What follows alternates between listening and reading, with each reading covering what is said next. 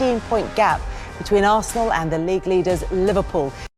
Well, despite those heroics from Raya, there were more drop points for Arsenal, and it means that there's a 15-point gap between Arsenal and the league leaders Liverpool.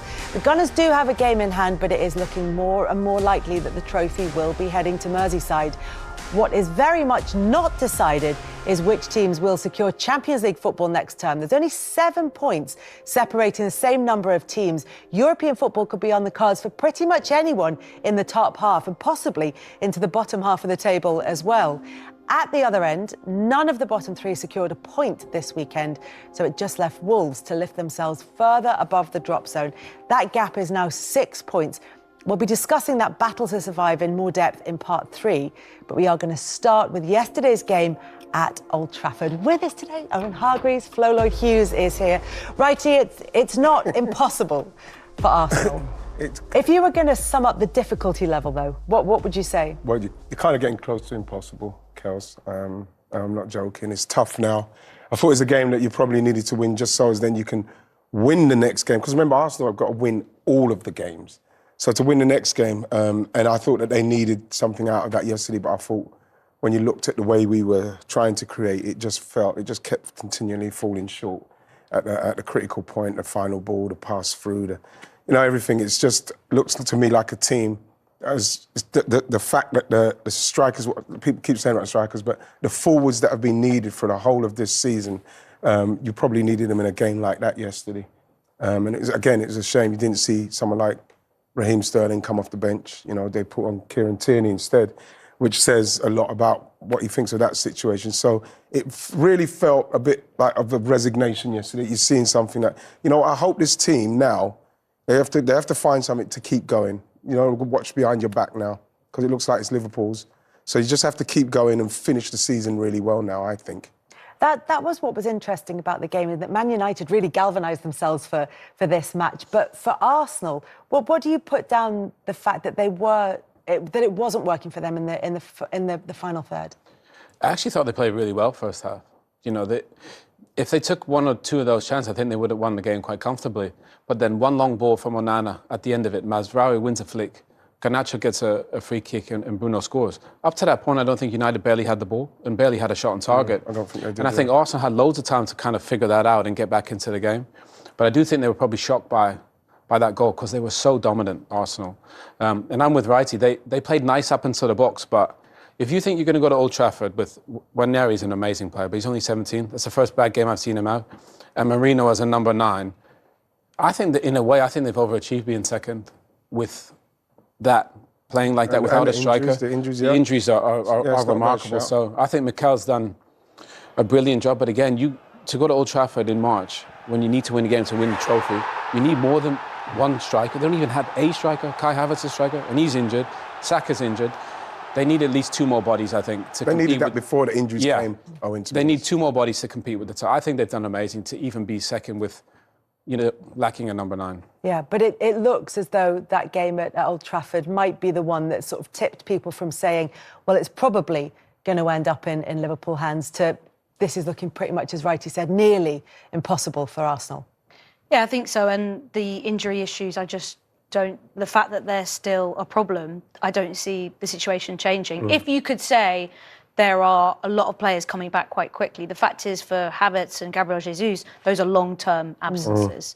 And Saka, I think obviously he's going to be back a little bit sooner than the rest, but they won't want to rush him because that is the type of injury that can become a long-term problem for a player, and they need him so much. And obviously it's probably good for a lot of international players with no Euros this summer, because I think a lot of England players are kind of suffering as a result of that. But I don't see a way in a corner can be turned for Arsenal because there's not a transfer window now for this rest of the season, and they don't have these players coming back where you think that will change everything. This is the squad they've got to work with, and that's the best they can get. And I agree with Owen as well. I think in the situation they're in without having a striker, I think they're still playing well, but there's no focal point, there's no penetration whatsoever. It's all kind of movement outside the box. The person doing the most running and getting to good positions is Declan Rice. He is the one who is getting run into the box, is trying to get into good areas, trying to make things happen. And I think that's a lot of pressure on him. He's already kind of taking on a big load and a big responsibility. But I think without him, I don't see ways they can be dangerous. Yeah. But we keep coming back to this point about injuries for Arsenal across the course of this season. When you look at the list of players who are injured, and when you look at the reasons for their injuries, is there an argument that they could have managed this a little bit better? One of the reasons that Arne Slot was brought into Liverpool was his ability to keep players fit. If it's hamstring injuries, are they the kind of injuries that come because of? Can you look saying at they're them? working too hard in training? What I'm wondering, well, we don't know if they're working too hard in training. But are they the kind of questions that Arsenal will be asking come the end of the season? Are there ways that we could have kept those players fit for more of the season? They're going to have to, Kels, because we had a season last season. Because now all of a sudden, I think what we're going to do, we're going to blame the sports science department. When last season we hardly had any injuries. And we saw the season before we did. Even if you go to the season before, it was Saliba at the end, which was a back injury, and it was. I just wonder if there was something. Yeah, but then the question is, Kels, was it luck? Because obviously you're losing Saliba, so was it luck last season, or was it the sports science? Because it's something that they're going to have to look at. Because when you look at some of those injuries, there's 3 of those injuries are hamstring injuries, which is obviously says which is a lot of work as to why your hamstring in the end goes. And we've seen with Saka's, I think it came away. It's a massive injury that he's had to have surgery on. And that is always a worry to hear when you're having surgery on a hamstring, because normally it's a pull. But yeah, those things will have to be looked at. Going off to warm weather training and getting injured on warm weather. In Dubai they went to, wasn't it, for their warm weather training? Well, does that set any alarm bells ringing for you, do you think? With that one, I'm not... I don't know what to say. I just mean in the thing is because you're going out there and it could have been innocuous the way it happened, with the hamstring, you know what I mean, winding down, whatever it is. I don't know how it came about, but then if it's something that could have been avoided, Kels, I'm sure that they're not going to have someone like Kai Havertz on the break doing sprints. So it would have been something that's happened maybe in the game. I don't know what the scenario was, but again, because it's a hamstring injury, because of the amount of games that Hazard has had to play, the work that, remember, these players have to do for Mikel and getting back as well, because even with Jesus injured himself on the edge of our area when he got injured, when he done his hamstring. So there's a lot of work that's going into it. So those things probably have to be looked at. Of course they do. Because in the end, you have to point to, the injuries have cost us to a certain extent, but can we avoid those? And we have to find a way too. And they have been particularly prevalent in terms of attacking players for Arsenal. That's where they've really missed that. And the question is constantly asked, do Arsenal need another striker? And they were asked actually before the injuries as well. Mikel Arteta's absolutely sick of that question at the moment. But is it a valid one to ask? Well, I don't even think it's just a striker. Of course they need a striker. If anything, they probably need 2. But if you look at, they let Eddie Nketiah go, maybe rightly so because he wasn't getting game time. But again, to give Kai the opportunity to get a rest, give Saka a rest. These guys played too much. I think Arsenal were lucky these guys didn't break down last year. They were so stable in the fact that and maybe that's why they didn't recruit players. They thought these boys would be fit, but actually it's not a surprise that they've broken down, because you can't keep playing 60 games at high intensity with the demands, mentally, physically, emotionally. I think it's a lot to ask of anyone.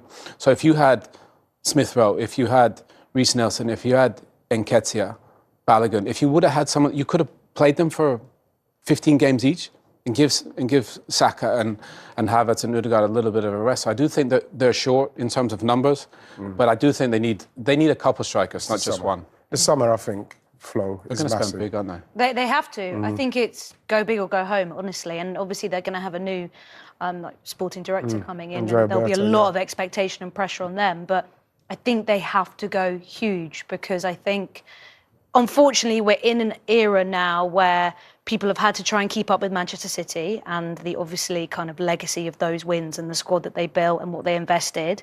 And then you're now maybe at the beginning of what Arne Slot could do with Liverpool, and they're going to tool up again in the summer. So how are you going to match that? Because being second best and chasing and not being good enough, there's nothing to show for that. And a lot of people obviously understandably give Arsenal credit for pushing City as far as they have in recent seasons. But they have to try and keep up and deliver more, because I just don't think it's enough to say on its own that that is an achievement. And they have to go big. And I think the physical demands of the game now are just so different than they even were in, Fergie's dominance time in terms of, I know Scouted, who, do loads of work on kind of young players and write about them, they did a graph about how the individual sprints that players are having to make and the physical demands on their body have changed so much even in the last 10 years. So you're having to really recruit athletes first and then technically gifted footballers second. And I think, unfortunately, when you're competing with the likes of Manchester City and Liverpool, who've probably been a bit lucky with how few injuries they've had, I think it's really tough. Or have managed their season well. If you've got a manager who's will come to Liverpool in a second, but from what we read, this was one of the attributes that came into the mix in terms of appointing Arne Slot. And Liverpool was an ability to well. manage players over the season. And when you start to get injuries,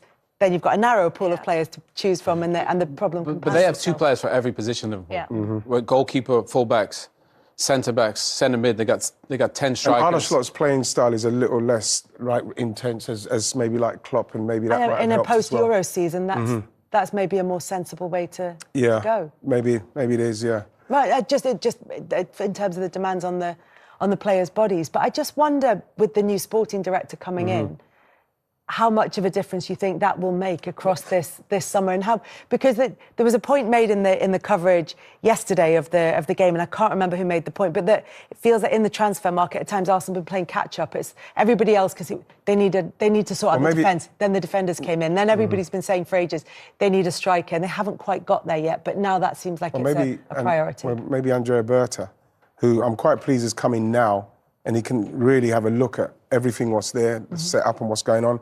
I think it's great that they haven't brought Ato, I think his name's Ato, Jason Ato, up from who was helping Edu, because I think that probably Mikel needs another voice as well, a voice of experience. With Berta, he's been very Atletico Madrid, 12 years, 2 La Ligas, he's chased down Real Madrid, he's chasing down Barcelona, 2 La Ligas and 2 Champions League finals he's been to, so he's got the experience. You're just going to hope that he's got the network to find the kind of players that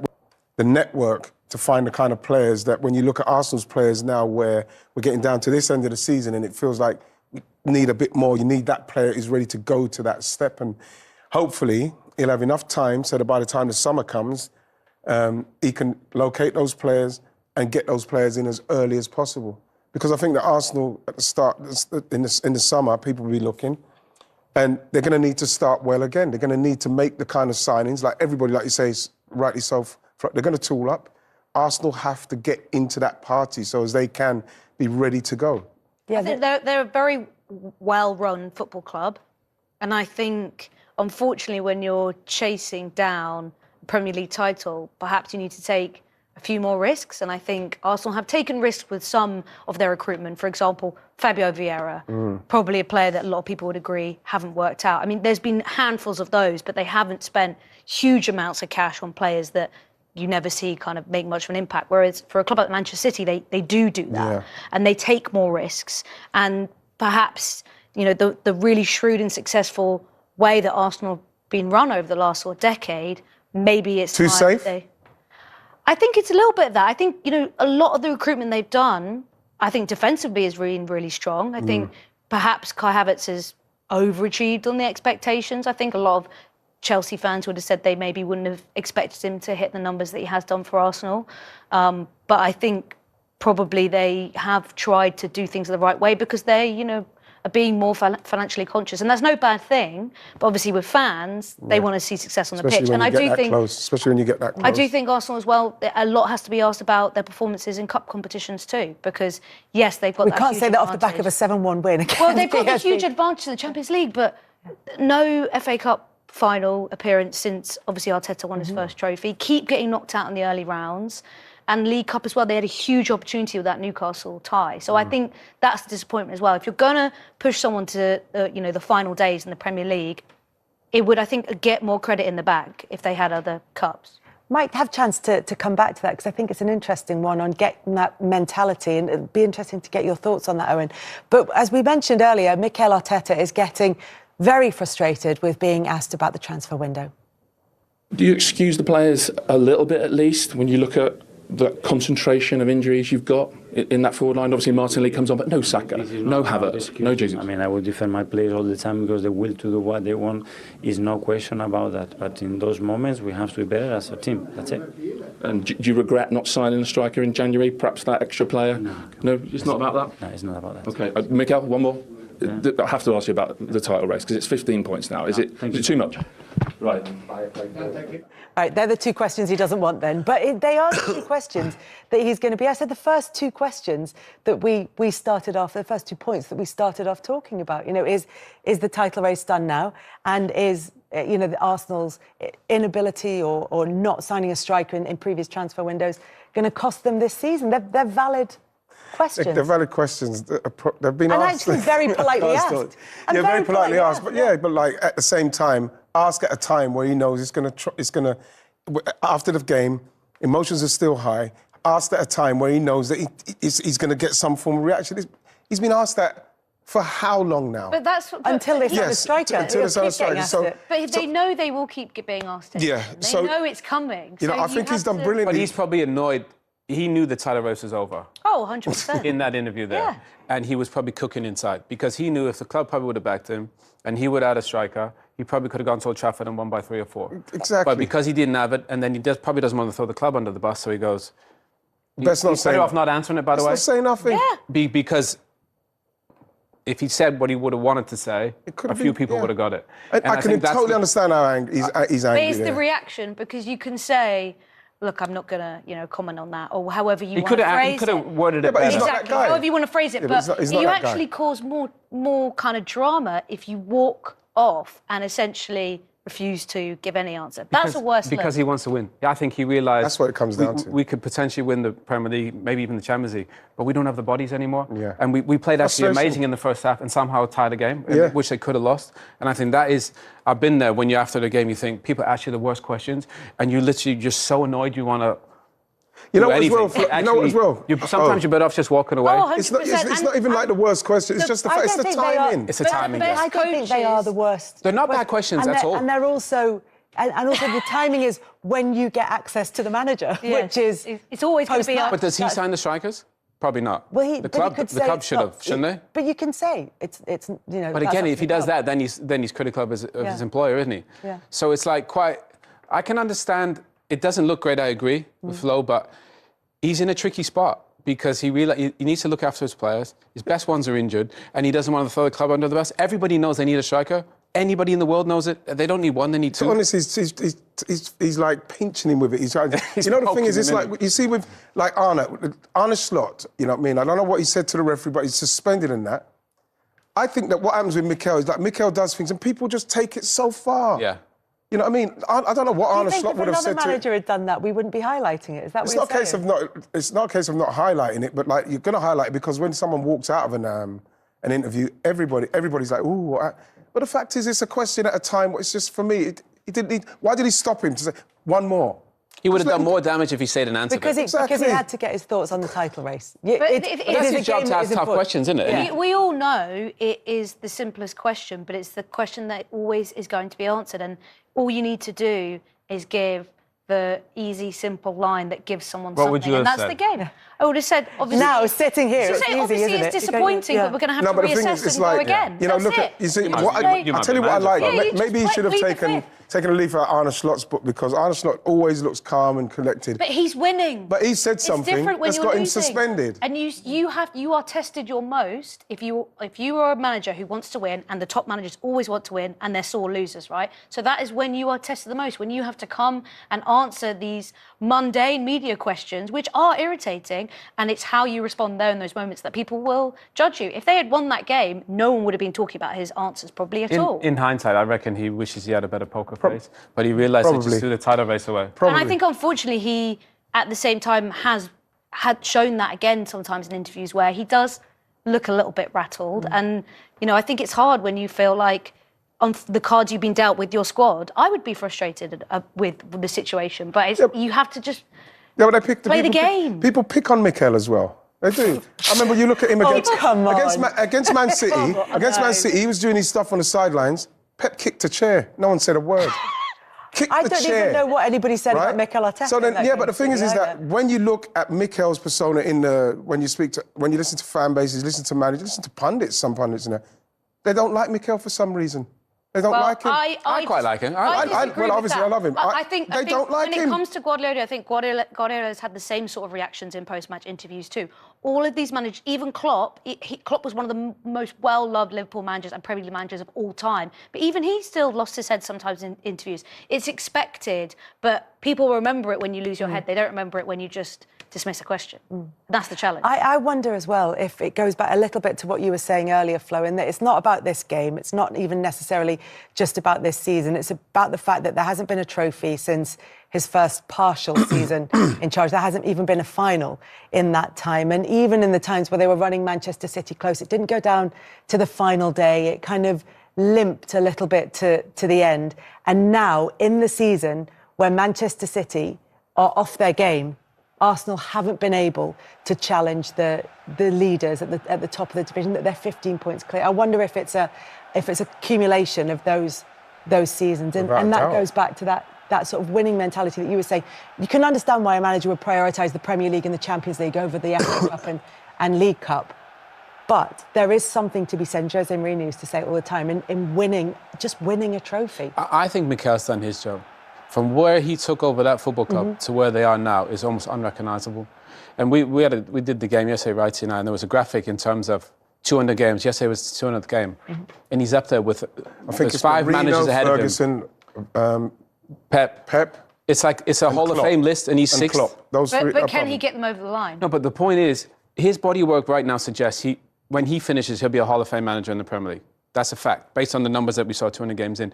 But I don't think not based on trophies. No, exactly. But you can't go to Old Trafford with Marino and Nwaneri as a 17-year-old who's brilliant, by the way, and expect to go win the Premier League. It's ridiculous. The club need to back him and get a couple of strikers. I think he's done his job amazingly. But at some point, you need... Back in the day, they had Thierry, Bergkamp, Perez, Overmars, Wiltord, Wrighty, go on forever here, Ljungberg. And now they're rolling up with Kai Havertz, who's his 10. I think they've overachieved. I really do. I think they're right there. Go spend the money, because you wouldn't want to look back with regret and say, we could have. We could have, yeah. That's the problem. Go spend some money and go win the Premier League and the Champions League. You're right there.